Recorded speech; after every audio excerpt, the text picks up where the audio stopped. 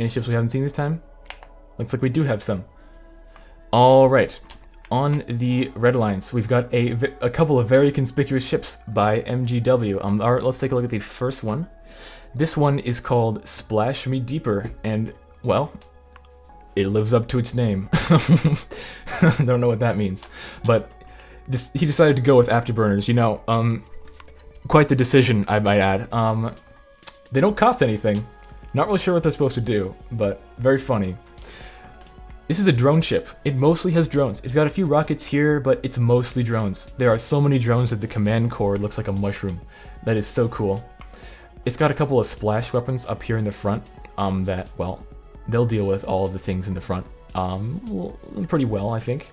But yeah, pretty characteristic of MGW. MGW loves to submit the big ships that just go right to the limit. This thing is at 156.3 acceleration units. Almost at solos of 156.2, which is the bare minimum. So, afterburners have more HP per mass than armor, he says. What? That's ridiculous. Okay. Well, there's your reasoning. I didn't realize that. Well, yeah. I think that's actually ridiculous. But anyway, that is MGW's ship. They do have PCAS? No, they don't. It's 0. It should be 0. Their cost is in energy required to power them. I can't believe this hasn't been found out before. MGW has done something for the tournament scene that will be maybe banned later. They are quite small. Dude, afterburners are very inefficient for thrusters. But you know, supposedly they're very good as armor. Are they like farmer super thrusters? Are they literally that durable? Because that's ridiculous. But yeah, yeah, classic MGW.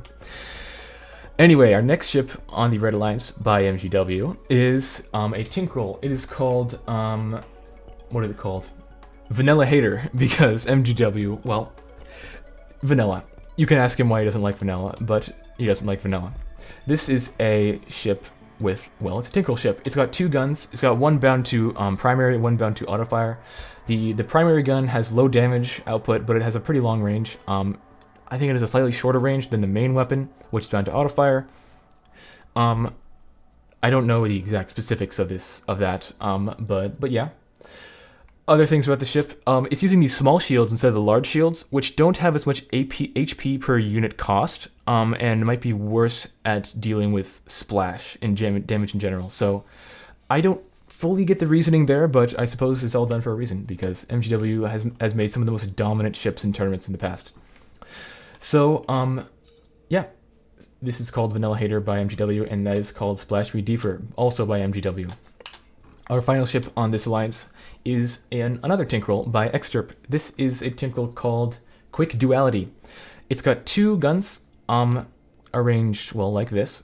They have a low fire rate. That means it's not going to have much recoil, because you see how many damage amplifiers it has? Not very many compared to, like, some of the more super bursty Tinkerel. It's got a relatively low amount of damage amplifiers, but it also has a pretty long range. It's got a pretty long range, and that means pretty high velocity as well. So this thing is going to do, well, it's going to do a lot of damage if it can actually get itself aimed, which, well, it's kind of difficult sometimes. Usually, Tinkerel don't behave like this, because this ship is going to try to, it's a little more, it's a little heavier. It goes in a little closer to enemy ships and tries to almost brawl, like almost skirmish or something. So, suppose we'll see what happens. So this is, yeah, Splash Me... No, it's not. It's called Quick Duality by Extra. Alright, that's the Red Alliance. Let's take a look at the Blue Alliance. Our first ship on the Blue Alliance is called Barrage, but Barrage, because it has, well, look how many shards it has. This is a B ship by Imperiex. This is a great deal of shards. There are so many shards in there that when the ship flies forward, a great spear of doom is sent directly towards the enemies, and it's glorious to watch. So this thing right here has burst shields as well. They take up a little less space, both in actual block size and in shield radius, but they have the same health as normal shields. Got an anchor drone, and it's got a doom beam up here as an AI trigger, because all those things right there are bound to autofire. But other than that, this thing is a wonderful little thing, and it should perform very well. I don't know if it will perform, but it's gonna look very funny while it does it. And yeah, so that is Barrage. I'm gonna say Barrage. Is that correctly accented Imperiex? I'm not sure. And yeah, it's by Imperiex. All right, we got the Ziggurat, the good old Ziggurat. Probably the, I don't know, the longest running ship in tournament history. This ship is actual years old. It gets constantly upgraded by Drills, its creator, and every time it ends up doing just a little bit better. So this guy has got 8 plasma cannons on it. It's got a lot of torpedoes as well. This thrust arrangement's kind of interesting. This is effectively like putting turning thrust behind your center of mass, which might cause the ship to turn around, which may or may not be very, very, very good. But I don't know. We'll see what happens with this. I think this is the same variety they submitted last tournament. I don't remember how well that one did. But yeah, the Ziggurat, a classic that never dies. Alright, our next ship right here is by a new competitor called Sony USR. Is that... I better pronounce it right. Sony User, I'm gonna say. This is a Terran ship. It's very stacked, actually. The shields are... That's so dumb. The shields are literally white. But I believe it's got a lot of protein beams in there, doing the protein stuff.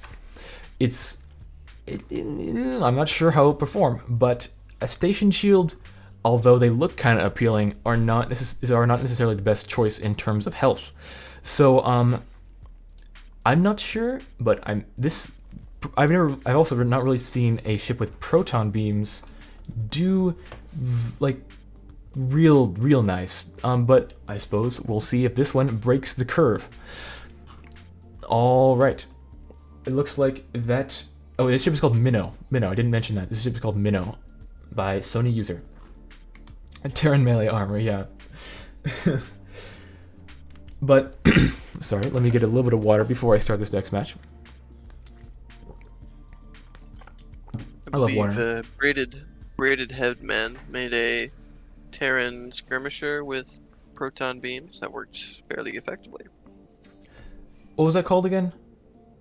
It was an iteration on Veritas.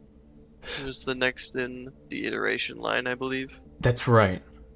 Oh yeah. Okay, yeah. That was a pretty cool ship. That was fun. I don't remember, like, that was submitted to one tournament. I didn't really remember what happened during that tournament. But yeah, I think I've actually tested against that before. That was made before the proton beams cost was reduced as well, so. Oh, and also this tournament, as with all fixed weapons, all fixed weapons get a little bit of a turret limit, so that might help it out as well. So, this is qualification match number 4, confirming. Yeah, it is match number 4. It says right there. So, let's get this match going. All right, Tinkerol. Oh, look at Barrage. Huge amounts There's of. A lot of shards. He just took out like almost 2 of the Tinkerol. He took out both of them, and dude, this ship actually survived. I am surprised. Nice little combination there. Look at how many drones are coming off of MGW's ship, though. Shards are coming in, hopefully to save the day. The Ziggurat's very good at just being a standard little brawler. Barrage is distracting the ship, causing it to almost turn. Loads of damage. Oh, the afterburners do have some damage, do have some health, but they don't. You just come on, Imperiex. That ship is awesome. Yeah, look at the Ziggurat. The Ziggurat's managing to get right into the core. Looking like a wrap for the Red Alliance here. Yeah. Dude, actually ridiculous ships. Oh no. The drones are being damaged. Some proton beams are coming out though. Oh, it looks like he rotated. Ooh, but it looks like Imperiex is trying to cut through. Oh.